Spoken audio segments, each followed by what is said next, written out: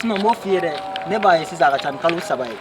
jen dungu da no de mi tige be nyoko mbulo ubena me ne kon mena fe ne to ko kana ko komi ube de so ayi joy nga sambara boy jonga nga sambara bo parce que ni beta che sunguru ba no fe be sambara de bogota wo ne to ko kana fore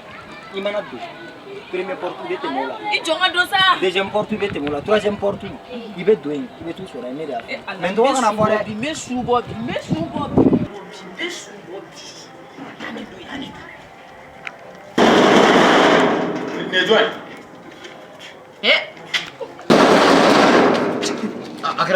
Akera to godi aw be su ko mina sokono musu hey jo yoro kana pere bayangado al mo tega uril ga fere mo ga bonya ga ka sugola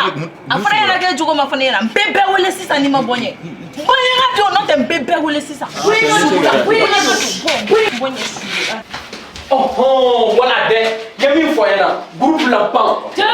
ni lampan ay ne lampan ko tesa groupe lampan yani balakisa ku bena troisième partie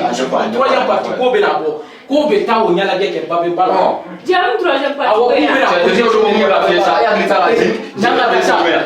ala ne ka batoma nanga ka samba ta ni de won ba do ni kuma mi be ga fo ni fora de so wona na yo aisha ma fam sama le fa ma fa we dona so ma voilà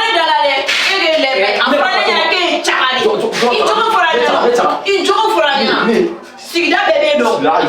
Allah akbar ndanga shufa ga ay ne ka batoma na me bani an ka ni na ma fa no mais cela fait ma to nya fane ya me